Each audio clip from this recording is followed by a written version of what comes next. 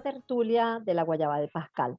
Somos un grupo literario que se encuentra en las diferencias y esta temporada 2 de nuestras tertulias tenemos invitados especialísimos y hoy tenemos a una invitada muy especial.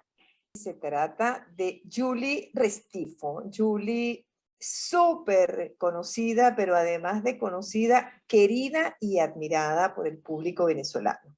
Y es querida y admirada porque se ha ganado este aprecio por su calidad, bueno, yo siempre he dicho que Julie es la Meryl Streep de Venezuela, porque es polifacética y como actriz, además de ser actriz, porque bueno, el currículum es muy largo, pero como esto es una tertulia, yo solamente voy a decir que ella empezó a dar esos pininos desde la Universidad Católica con autoteatro creado por Javier Vidal, y desde allí empezaron a hacer cosas maravillosas, porque ella además de ser actriz, bueno, es periodista, es comunicadora, egresada de la UCAP, pero es directora, productora, cantante, que muy poca gente conoce esa faceta de cantante tuya, Julie. Además es vestuarista, ella se ha paseado por todos los estadios del teatro y del cine y las telenovelas. Sin embargo, se declara mucho más de teatro y yo siento que la profundidad de ese amor como actriz por el teatro es como fácilmente demostrable. Es así, Julie, bienvenida y de verdad que es un inmenso placer tenerte aquí en la Guayaba de Pascal. Bueno, muchísimas gracias por este encuentro que se iba a dar seguramente tarde o temprano, ¿verdad? Está en su segunda temporada, los felicito por la continuidad, sobre todo, y porque sé que han tenido gente con quien es muy rico conversar, sobre todo gente de nuestra generación, los que hemos vivido esa Venezuela que muchos jóvenes no conocen, ¿no? Aquella Venezuela de los constructores, empezando por los emigrantes, ¿no? Que construyeron este país. Y yo me defino más que nada como artista. Soy artista porque en todo lo que hago, así sea producir o dirigir o como tú dices, meto la mano en el vestuario. Yo soy una productora con derechos. No sé si eso se entiende. Con derechos porque tengo, bueno, evidentemente pues tengo muchos años donde me han dirigido muchos directores, he hecho muchos personajes, y también al comenzar mi carrera como productora, también comencé el de directora. Con derechos porque, bueno, a veces me gusta meterme por la experiencia que tengo en la dinámica de la creación de los artistas. Porque, bueno, cuando uno monta una obra tiene que invitar a los artistas que van a hacer la imagen, es escenografía y vestuario. La misma imagen para un flyer, para un pendón, todo eso. Entonces me encanta participar en la dinámica de esa parte de la producción. Y bueno, evidentemente a nosotros nos ha acompañado el teatro en las buenas y en las malas. Con el cierre de RCTV, el teatro siempre estuvo allí para abrigarnos, para cobijarnos, para ofrecernos un espacio donde podemos realizarnos como artistas. Y eso ha pasado durante más de 40 años. Porque no quiero exactamente contar los años, pero yo creo que ya son más de 40, porque Javier pasó de largo los 40 haciendo teatro. Y dejaba de hacer televisión porque evidentemente uno lo contrataban por proyecto. Y con el cierre y con todo lo que pasó en el país, esos cambios tan fuertes que sufrimos todos los venezolanos, económicos, políticos, sociales, sabemos que la telenovela feneció de alguna manera, pero siempre estaba allí el teatro. Nunca dejamos de hacer teatro. Inclusive entonces, claro ahorita con el colofón que ha sido la pandemia, y yo quería esperar un poco más para hacer esta pregunta, pero porque me imagino que es recurrente, pero este tema de la pandemia, ¿qué ha sido para ustedes? ¿Cómo sostener el teatro en medio de todo porque ya no es solamente una crisis política, una crisis económica, sino ya es un tema de salud. ¿Cómo se sostuvo el teatro en este tiempo?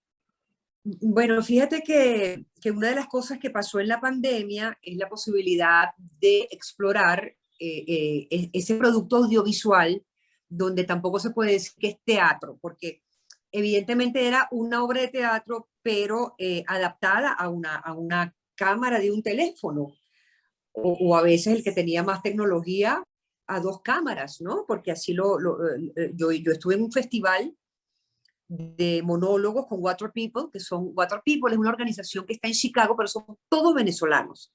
Iraida Tapia, Rebeca Alemán, Ajá. Y entonces se dio la posibilidad de hacer en vivo, vía streaming, las obras de teatro que ya habíamos montado.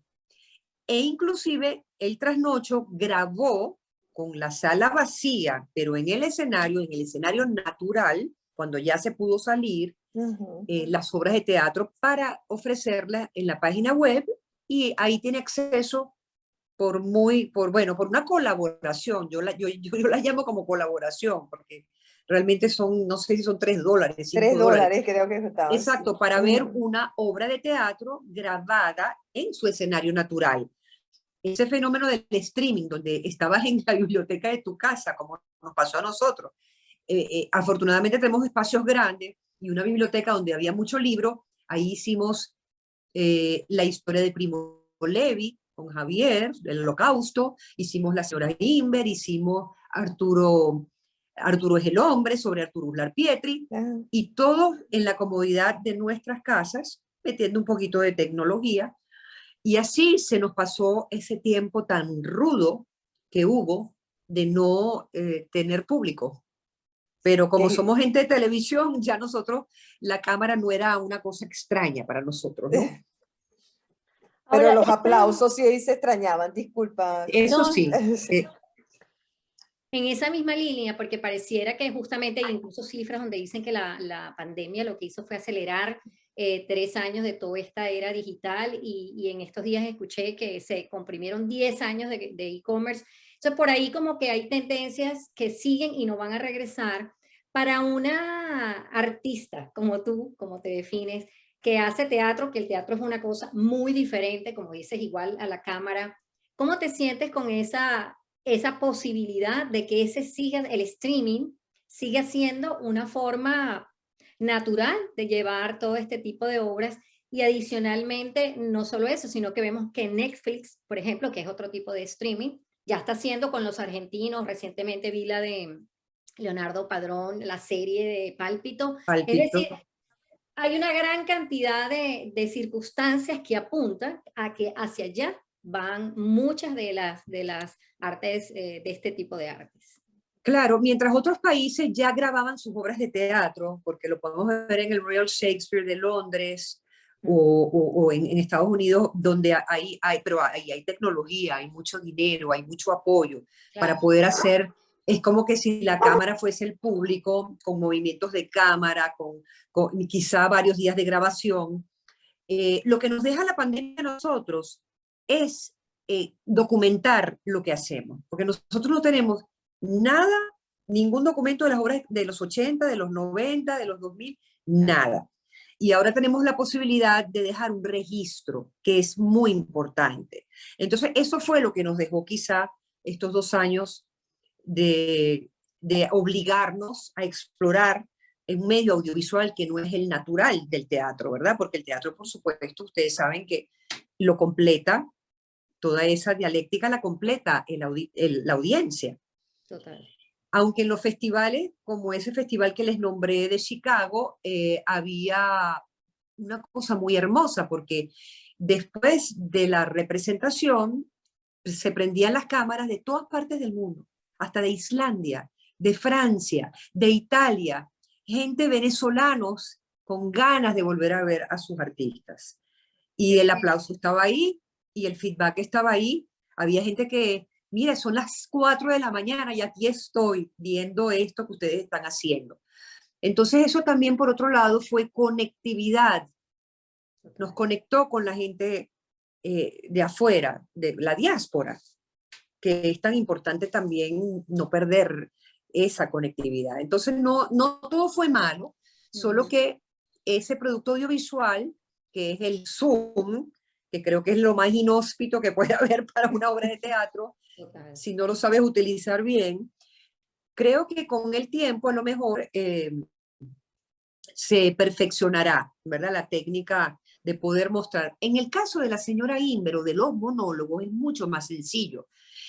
La señora Inver fue mi trabajo más cinematográfico, yo lo llamo así, primero porque para caracterizar y llegar a esa voz tan particular y esa manera de decir de Sofía Inver, y como el estreno fue en el Teatro Chacao, que es un teatro bastante grande, o sea, casi de 500 personas, yo tenía un micrófono, como los que usa la gente de Broadway, una cosa que nadie veía, que la tenía aquí en la peluca. Salía de la peluca por dentro y era una cosita acá que lo tapaba la pollina, ¿no? Esa voz y esos movimientos tan particulares, ese fue mi primer trabajo audiovisual, digamos.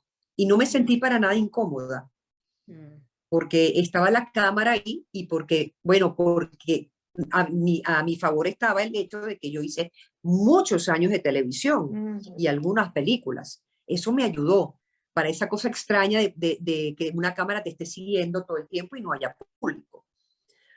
Pero no, como te digo, lo que nos dejó fue algo importante, que es pensar que lo que uno hace tiene que estar documentado, porque los escritores lo hacen con los libros, ¿verdad? Y el cine está el cine para siempre ahí, pero el teatro no se documenta y es una lástima. Totalmente. Qué interesante eso, no lo había pensado, pero es verdad, en muchos países, como hablas de este tipo de países, documentan frecuentemente, es lo que hacen cuando hay una obra de teatro. Hacen un Pero por registro supuesto. audiovisual. Claro, ahora Así es. hay en el tema del teatro que, por lo menos en mi experiencia como espectador, el, el espectador forma parte de la obra.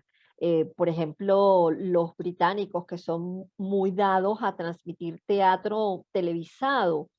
Oye, la conexión con la obra no es igual, es diferente. A mí no me es cómoda del todo, ¿no? Yo prefiero el teatro sentada en el teatro y teniendo la experiencia de contacto con los actores y con lo que allí ocurre. Claro, Lorena, evidentemente así el teatro nació para eso, ¿no? Para ese en vivo tan divino, ¿no? Pero es una realidad, con los tiempos también uno se da cuenta. Nosotros hicimos estas obras que les mencioné en la Concha Acústica de Bellomonte, streaming, donde hicimos bueno, había 3.000 personas ahí, 3.000 personas sentadas en la Concha Acústica viendo una obra y tú estabas en tu dinámica, las cámaras estaban presentes, pero el momento lo agradeció mucho la gente que no puede regresar a Venezuela o que tiene una ansia y una necesidad de ver las cosas que están pasando aquí. Entonces, en ese caso, si no tienes otra opción, claro, si tú dices, mira, que Sofía Inver la señora Inver y Primo Levi están en la web, pero nos vamos a presentar en el teatro, tú dices, evidentemente no la voy a ver en la web, ¿para qué? Nadie va a querer verla en la web. Pero como la gente de afuera, yo te digo que lo más importante ha sido conectarnos con la diáspora. Creo que eso ha sido muy importante. Y dejar documentado un registro de nuestras obras de teatro. De hecho, para mí, no sabía que la señora Inver estaba en la web. Para mí, que estoy afuera, yo vivo en Texas, será una delicia verla. Mira, y no te vas a decepcionar porque ese trabajo fue muy bien cuidado, con unas luces, un buen sonido, se hicieron tomas de apoyo inclusive. Si lo ves, te va a sorprender. Te va a ¿Y sorprender dónde, si hay alguien que está escuchando la tertulia y siente lo mismo que yo, que quiero verlo, dónde la podemos ver? Ustedes visiten la página Trasnocho Cultural, trasnochocultural.com, ahí pero una cantidad de ofertas para ver en streaming, como te digo, una colaboración que uno hace con eso, porque la verdad que eso no... Y ahí está Primo Levi, está la señora Inver también y otras obras más. Y pronto, quizá más adelante, puedan ver Paradis, que es la obra que estamos haciendo en este momento, Ya iba de la yo que a me preguntarte. gustaría quizá, sí, que Javier hablara, porque Javier ahí tiene mucho, es el padre de la criatura, es una obra autobiográfica espectacular y estamos entrando ya en los últimos 3 funciones. Está hecho por nuestros hijos. Ya has hablado de dos puntos importantísimos que tienen que ver con Paradis, que es la conexión y la diáspora y la llegada Sí. del extranjero, en este caso la salida nuestra. Y justo te quería preguntar acerca de Paradis, que como ya lo dijiste, es autobiográfica de Javier, y tú has sido la productora, es decir, todas las jotas están allí metidas en Paradis. ¿Nos vas a No contar es tú la o nos va a primera, no es la contar? primera vez, sí, no es la primera vez que los 4 Jotas estamos en un proyecto. Estuvimos en una obra que era digamos, un encargo de la Embajada de España, porque venía un autor canario, siempre se me olvida, y es una obra que se llama La punta del iceberg. Y ahí estuvimos los 3 como actores y Javier como director. Pero bueno, creo que siempre la dinámica de Jota Creativa ha sido que la familia siempre participa, aunque no esté en el escenario. Y nos vas a contar un poco de Paradis. Yo la tengo apuntada para este fin de semana, que creo que va a ser el último, ¿no? Sí, Jueves, viernes y sábado. sí. Hoy viernes a las 7, sábado a las 7, domingo a las... bueno, mira, esto ha sido un viaje muy emotivo, pero yo quisiera que quizá Javier, que aquí al lado mío, cuente primero qué le pasó a él cuando empezó a escribir la obra, ¿no? Maravilloso. Javier, bienvenido a la Será un tertulia. lujo, un lujo y una delicia. Bueno, hola, ¿Cómo ¿qué estás, tal? Javier? Aquí, bueno, Paradis. que no estoy muy Cuéntanos de preparado. Bueno, Bueno, pero Paradis, yo comencé a escribir Paradis en el marzo del año 20, empecé a hacer lo que se llama en dramaturgia la diagramación, la escaleta, ¿no? Quiero escribir sobre esto, 4 personajes, y por supuesto eran los personajes de mi mamá, mi papá y mis 2 tíos. Y entonces recuerdo que el 25 de marzo, que es el cumpleaños de mi hija, con detalles, ¿no? Nos llamamos por vía, Zoom. no sé si Zoom, Skype, Bueno, una cosa Skype. de esa. Porque bueno, era el cumpleaños de ellos, y tal, ¿cómo estás? Bien, no sé qué. Y entonces le dije, mira, voy a comenzar a escribir esta pieza que ya la tengo A tu diagramada. mamá. Le estaba hablando con mi madre, ¿no? Que está muy bien, ¿cómo te sientes? Bien. Y al día siguiente mi hermana me llama y me dice, se llevaron a mamá porque no podía respirar. Y eso fue, claro, el 26 de marzo, Wow. el 13 habían declarado la pandemia mundial, pues. Y al día siguiente la llaman y dicen, no es COVID, pero está completamente comprometido sus pulmones y muere. Entonces, claro, el último suspiro, eso para mí es muy fuerte, es decir, uno lo piensa, pero cuando te dicen que ya la mamá de uno ya no está, es algo insuperable. Y no estar ahí con ella, ¿no? Y También. no estar ahí con ella, no poder, ni siquiera mi hermana pudo, porque estaba en Valencia, viviendo en Valencia, porque se había España. ido unos 2, 3 años antes, se había ido para allá, por otras cuestiones, de tipo de salud, etcétera, con mi hermana. Y entonces, claro, comencé a escribir esta pieza, como he dicho en muchas oportunidades, es una licencia literaria, la escribí con el corazón más que con la cabeza, ¿no? Es una pieza, pues eso, que quise terminar de ofrecerle ese homenaje a quienes fueron mi padre, mi madre, el tío, el hermano de mi madre, que fue el primero que vino aquí en el año 48, y mi tía Rusé, que es la única que vive de este elenco en Madrid también, porque las dos tuvieron, las mismas que llegaron en el 55, las dos se tuvieron que ir porque, bueno, aquí la situación ya era insostenible para ella por cuestiones de salud. En el caso de mi tía es que se fueron sus hijas y sus nietos, entonces no tenía nadie, entonces se tuvo que ir. Esa es la historia, ese es el prolegómano de Wow. Paradís. Ahora, Paradís es ¿cómo, paraíso en catalán. Ah, cómo eso iba a tus, preguntar. Ok. cómo tus Ujú. hijos encarnan esos papeles que son, digamos, como tú lo has dicho, descritos de corazón y para ellos, pues, sentidos de corazón también, ¿no? Sí.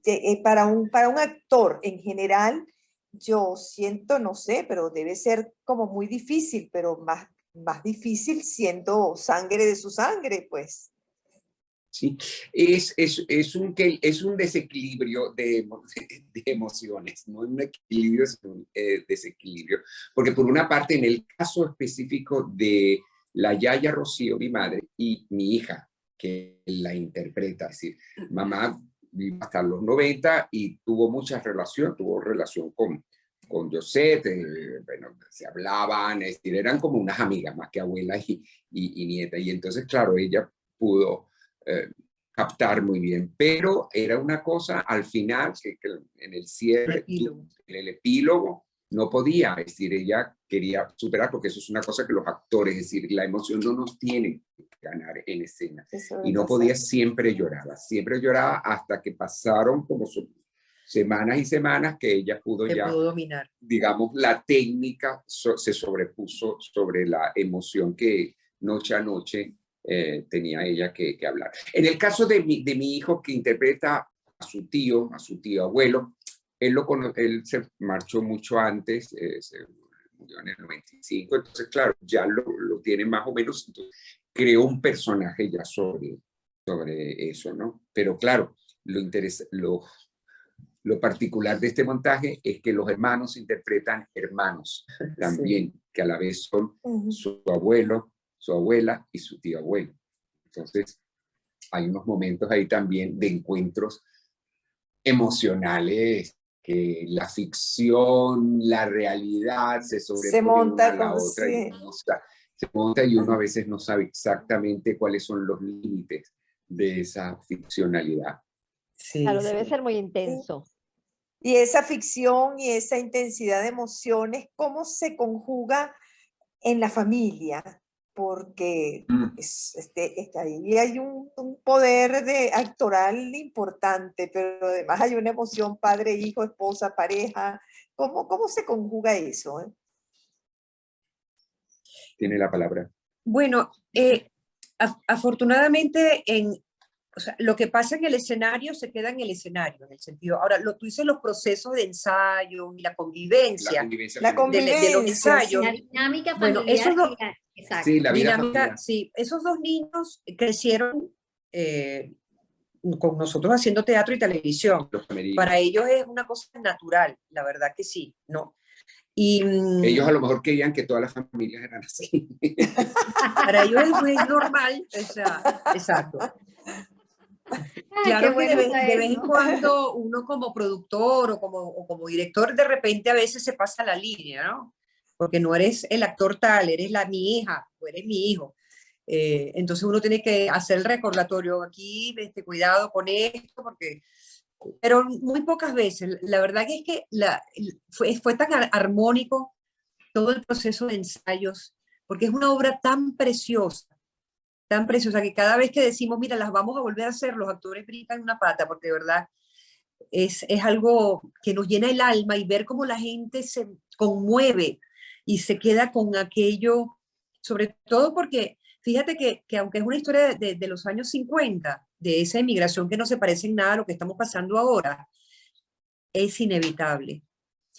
Unas amigas fueron con su esposo, quedaron mudos, hasta llegar entraron al carro sin hablar y no se pudieron contener, porque dice, se me va mi hija, se me va mi hija, o se me fue un hijo.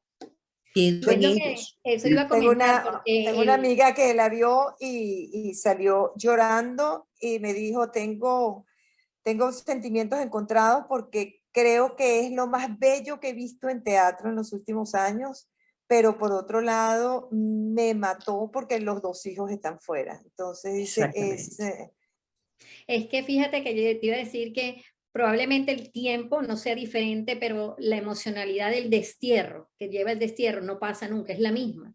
y además ahí nos encontramos en el ser humano que somos. O sea, ahí está el hijo que no está, o la mamá que no está, o el hijo que se fue. Es decir, ahí van a ver siempre esas emociones que lleva el no estar en tu país y que inevitablemente a cualquier venezolano le va a pegar por algún lado. Por algún lado. Todos tenemos a alguien afuera.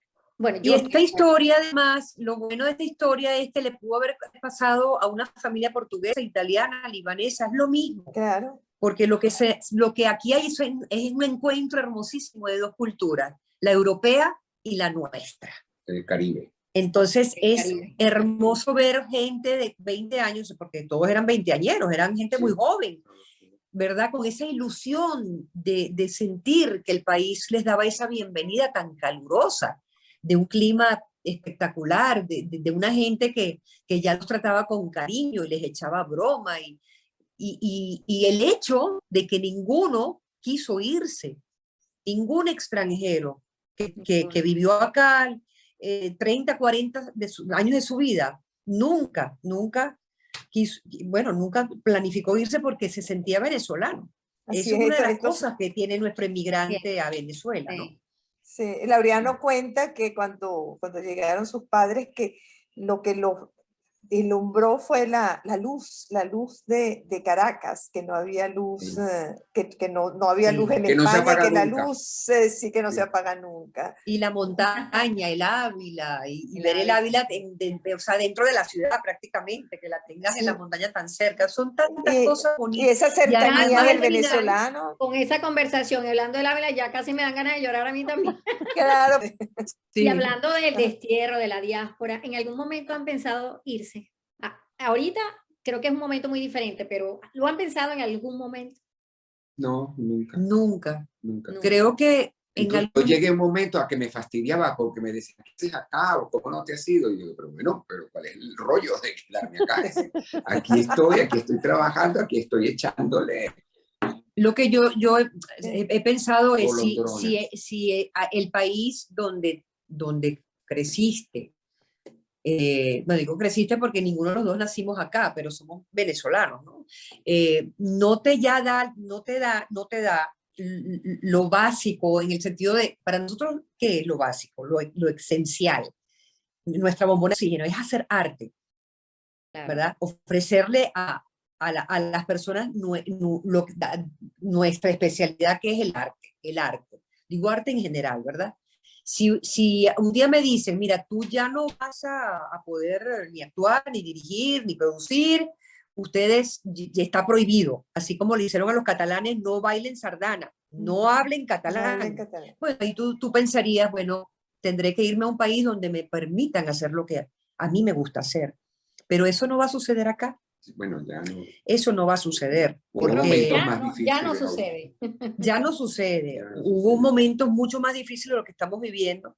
De adaptabilidad, porque claro. De adaptarse a los nuevos cuando tiempos. Cuando nos cerraron Radio Caracas Televisión, el mercado de la telenovela cayó al suelo por completo. Eso fue un proceso de 10 años, ¿no?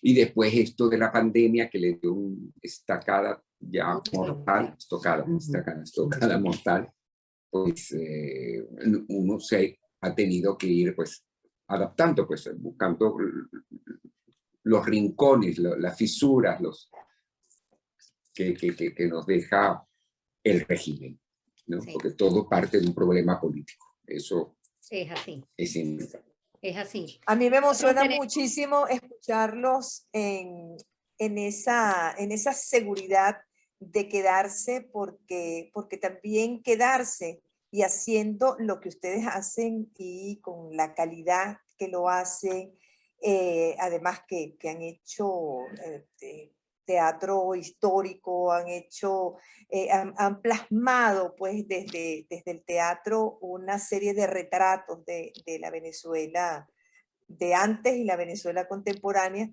Digo que es una manera también de protestar y es una manera de decir esto también es mío. Entonces, claro. Ustedes de verdad... Defender los espacios. Así es, me emocionan muchísimo con sus palabras. Me encanta saber que, bueno, que nosotros vamos a seguir contando con gente como ustedes. Gracias, Elsie. Gracias. Nosotros Bueno, los que muy bello. estamos aquí, los que están afuera, bueno, tienen el streaming, tienen el Zoom y tienen las nuevas posibilidades tecnológicas. Al final todo suma porque justamente el corazón de ser venezolano jamás, ese siempre va a estar ahí. Donde Así esté. es. Bueno, Vilma, tienes una tarea que hacer entonces, Vilma, ya que estás afuera, de meterte en el trasnocho y buscar si esto es un hombre, que es el monólogo que hizo Javier sobre Primo Levi, es súper, súper bueno, súper interesante, y la señora Inver. Están los dos en la plataforma. Incluso Con está seguridad. Diógenes y las Y camisas Diógenes voladoras. y las camisas gratis. voladoras. Ese sí que no, completamente gratis. Y la, Es un la verdad, espectáculo la verdad que también. la señora Inver para mí fue un trabajo, pero monumental, monumental. Lo que hiciste, Julie, encarnar a un personaje como Sofía Inver, yo creo que eso tiene que haber sido un trabajo dificilísimo para ti, no sé, yo lo vi porque Sí. lo sentía, yo la olía a ella allí, además que, claro, yo fui vecina muchos años de Sofía en el Parque Central y en Parque Central ella era un personaje más de esa cotidianidad que vivíamos en aquel entonces. Y te veía a ti y veía toda la historia, además de la historia, la parte importantísima de la historia de Venezuela, de la historia cultural de Venezuela, Bueno, representándola de una manera magistral. Sí, allí se unieron o se juntaron los que teníamos que juntarnos, que fue primero Diego Arroyo, ese libro maravilloso. Después, la adaptación teatral de Javier, porque mira que agarrar un libro de 300 páginas, no sé cuántos tiene, y decir, esta historia es la que yo voy a echar, que fue Javier el que lo hizo. Y por supuesto, el teatro es mágico. Cuando a ti te dicen, ahí está la señora Inver, y uno evidentemente se impregna de su energía y su manera de decir y de las cosas tienen que salir bien. Pero tú por supuesto, yo no creía que lo podía hacer, yo no creía que lo podía hacer. Yo llegué a un momento de decirle, bueno, me metieron en este paquete y ahora no sé ni cómo salir y ya tenemos fecha de estreno, en una crisis existencial horrible, porque yo quería estar al nivel, a la altura, y yo no sabía si lo iba a lograr, ¿no? Si eso iba a sonar como raro, ¿no? Pero bueno, ahí salió. Ella salió porque ella me ayudó. La invocaba todos los días. Sofía, por favor, ayúdame, Sofía, ayúdame. No lo dudo, tenías el espíritu de Sofía en el cuerpo. Estaba su energía ahí, exacto. Y bueno, no, felicitaciones a los dos porque bueno, sin duda que magistral, realmente magistral. No me la pierdo. Julie, quería preguntarte un poco por esta faceta que él sí habló tuya de cantante, porque conocemos otros aspectos tuyos, obviamente toda tu carrera como actriz tan amplia, con tantos personajes de carácter, pero el paso a la música, por favor, háblanos un poco, porque eso es desconocido para nosotros. Bueno, en realidad yo cuando era pequeña me obligaron a estudiar piano clásico. Digo, te obligan porque tú vas a estudiar piano clásico. Y estuve 10 años estudiando piano clásico. Y después me cansé del piano clásico. Bueno, evidentemente uno crece, se hace, ¿sabes? Ya te quieres comer el mundo. Entonces entré en la universidad. Pero siempre me gustó cantar. Pero yo realmente no me he dedicado a eso. Yo lo he hecho en ocasiones muy puntuales, porque lo disfruto mucho y porque creo que es un hobby. Realmente yo no tengo la formación, digamos, académica de cantante. Sí tuve mis instructores, que les agradezco mucho de verdad. Y tenemos un espectáculo, Javier y yo, que se llama Tal para Cual, donde yo aproveché, bueno, y si el teatro también es para que uno se divierta, es echarle el cuento a la gente de la historia de una pareja y las transiciones políticas, económicas y sociales de un país como el nuestro, 80, 90 y 2000. Y así fue que le metí varias canciones y en algunas otras ocasiones he tenido mis propios shows, pero no lo hago con mucha frecuencia porque es que estoy muy ocupada con lo otro, pero me encanta. Claro. Me encanta cantar. Sí, es una de mis pasiones. La música fue mi pasión primigenia. La primera pasión artística que yo tuve desde chiquita fue la música. No, Javier, quería que nos hablaras de Casas Muertas, ese Ah, montaje tan maravilloso y bueno, y tan actual a pesar de todo, sí, que lo vemos y parece bueno, que Miguel Otero estaba vivo y que fue que lo ahoritica y escribió hace 2 días. hace más o menos día y medio, sí. Sí, bueno, ese fue uno de los grandes satisfacciones que tiene uno como director de poder realizar una obra de teatro en estos momentos, en estos tiempos de esta envergadura, ¿no? Tenía 15 actores, 9 actores sumados con los danzarines y otros, éramos 15 en escena, ¿no? La versión la hizo Jan, me gustó mucho Nuestro hijo Jan. nuestro hijo Jan, ¿no? Porque, bueno, fui yo el que le dije la línea, mira, esto es una novela, hay que llevarla a teatro, pero yo no quiero peleas de gallos y todas esas cosas, yo quiero más bien una línea entre Chekhov, Anton Chekhov, es decir, el teatro íntimo y también algunas partes de Lorca, ¿no? Como son la fuerza de las mujeres, el ímpetu de las mujeres, ¿no? Porque son las que, hablando de migrar, pues ellas son las que migran.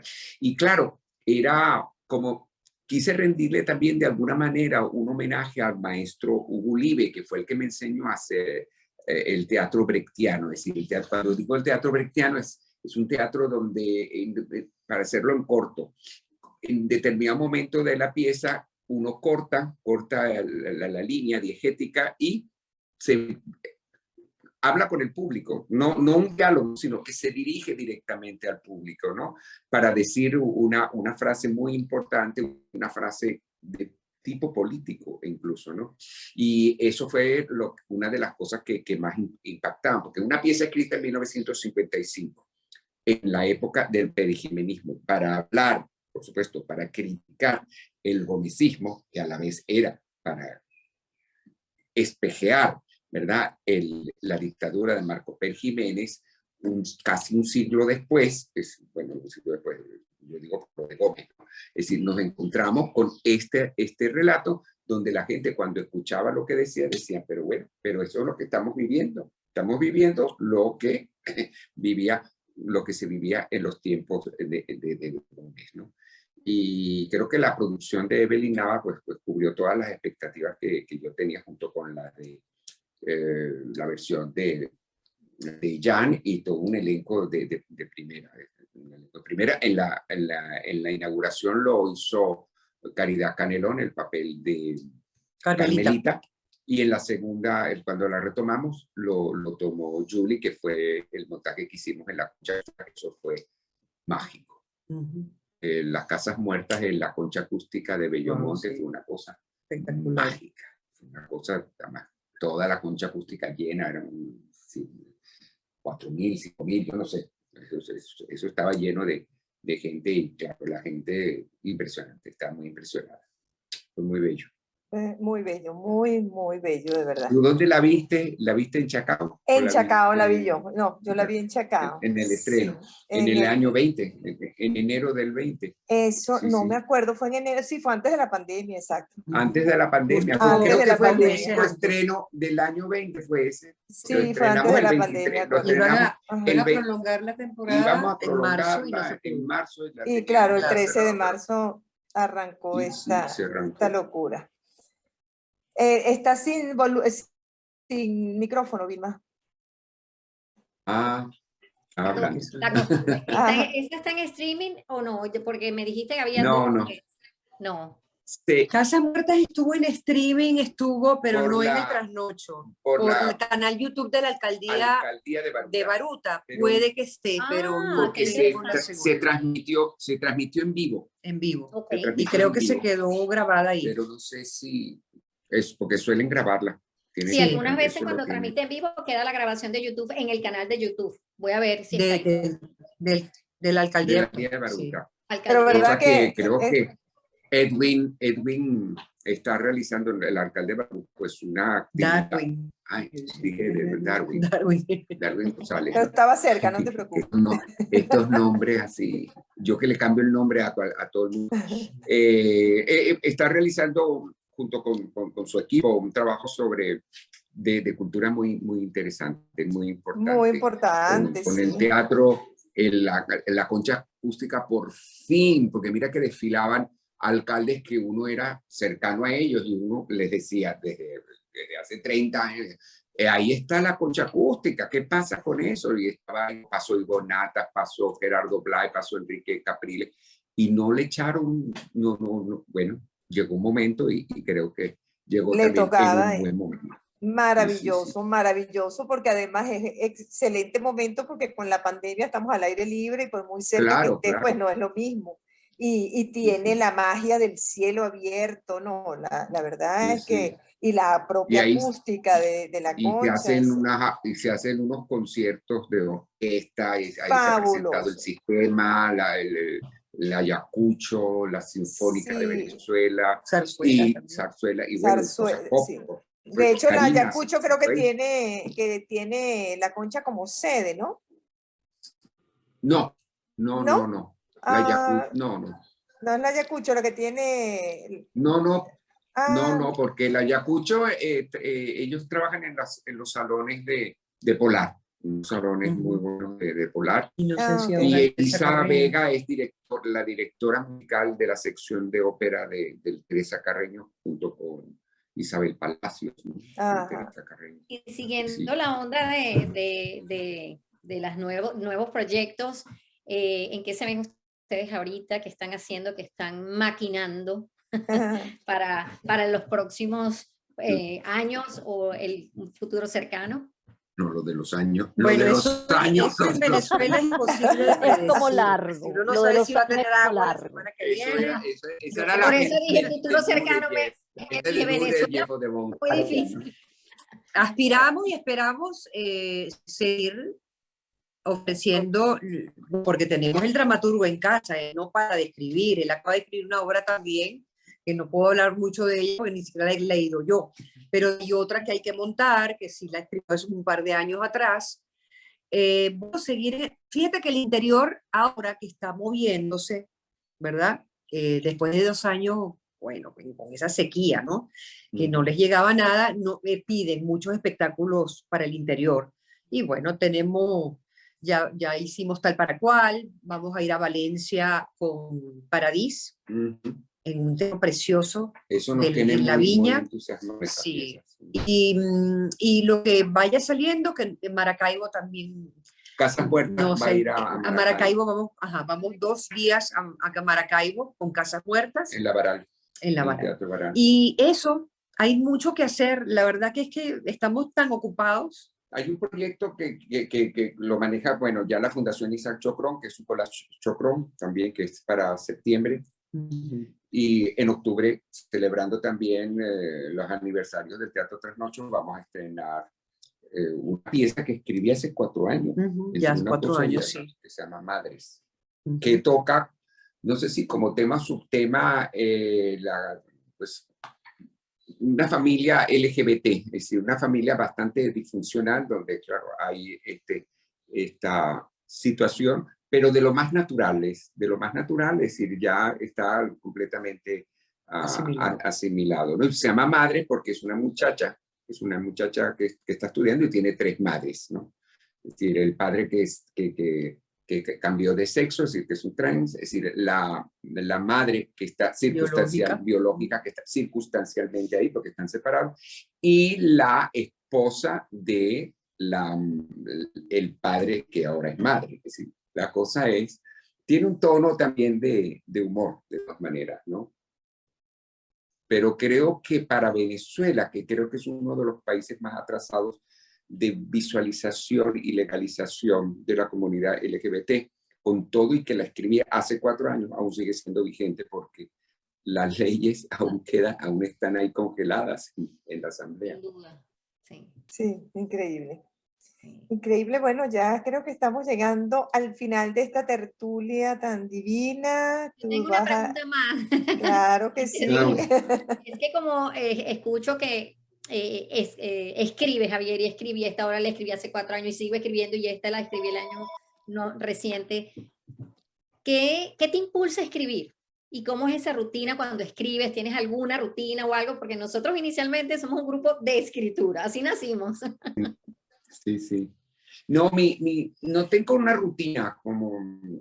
me gusta escribir y creo que lo sé hacer, es decir, se me da la escritura. Incluso con toda esta cosa de las redes, pues yo trato de hacer escritura un poco extensa, ¿no? Que también me ayuda, ¿no? A la rutina de que todos los días algo hay que escribir. Pero no soy de los que se dice, levanto por la mañana, me tomo un café y tengo que escribir, ¿no? Porque la vida doméstica en este país es muy la cotidianidad es muy accidentada. Y el hecho de que yo no soy solo escritor, sino que también soy actor.